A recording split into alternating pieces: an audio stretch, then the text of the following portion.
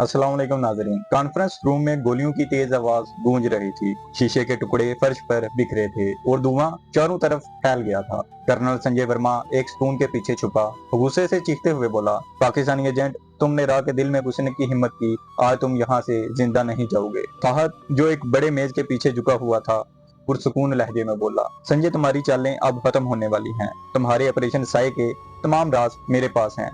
संजय हंसा, तुम्हें लगता है कि तुम एक बंदा आकर हमारे मंसूबे खत्म कर दोगे? राह को मिटाना इतना आसान नहीं। अयाना जो कोने में छुपी हुई थी खामोशी से आगे बढ़ी और कमरे में पड़े एक धुआं पैदा करने वाले बम को उठा लिया। इसने फाहद को इशारा किया। फाहद ने असबात में सर हिलाया। अगले लम्हे अयाना ने धुआं बम चला दिया। पूरा कमरा धुएं से भर गया। संजय ने गुस्से में अंधाधुन फायरिंग शुरू कर दी। फाहद ने इस मौका का फायदा उठाते हुए संजय की तरफ दौड़ लगा दी और इसकी बंदूक को लात मारकर दूर फेंक दिया। दोनों के दरमियान एक जबरदस्त हाथापाई शुरू हो गई। संजय की ताकत गैर मामूली थी, लेकिन फाहद की तरबियत और मार्शल आर्ट्स की महारत उसे बढ़त दे रही थी। संजय ने अचानक अपनी बेल्ट से एक चाकू निकाला और फाहद के कंधे पर वार किया। फाहद की कमीज खून से सुर्ख हो गई। मैंने कहा था कि तुम जिंदा नहीं बचोगे, संजय ऊंची आवाज में बोला। फाहद ने जख्म की परवाह किए बगैर संजय के हाथ को मोड़कर चाकू छीन लिया और एक धक्का देकर इसे दीवार से टकरा दिया। ये पाकिस्तान के बेटे का वार है संजय। कमरे में शोर मच गया। दिगर राह एजेंट भी अंदर घुस आए। फाहद ने याना का हाथ पकड़ा और बोला, यहाँ रुकना मौत है, चलो।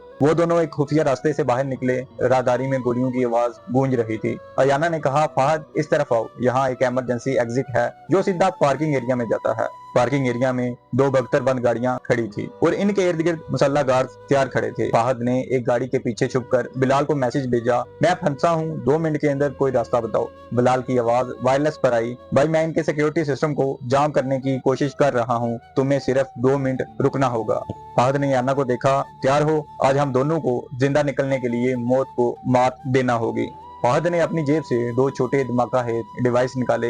ये मैंने एहतियातन साथ रखे थे, इनके ट्रक के नीचे लगा दो, बाकी मैं देखता हूँ। अयाना ने दिल थाम कर डिवाइस लगाया। जैसे ही राह के एजेंट आगे बढ़े, फाहद ने एक धमाका करके रास्ता बना लिया। शोले भड़क उठे और शोर गूंज उठा। इस वक्त दिल्ली के मीडिया चैनल्स पर खबर चलने लगी, पाकिस्तानी जासूस दिल्ली में पकड़ा गया, राह की कार्रवाई नाकाम, बम धमाकों से शहर में खौफो हरास। फाहद ने अखबार की हेडलाइन देखकर तलखी से कहा, ये सब झूठ है, जब तक मैं जिंदा हूँ ये लोग पाकिस्तान को बदनाम नहीं कर पाएंगे।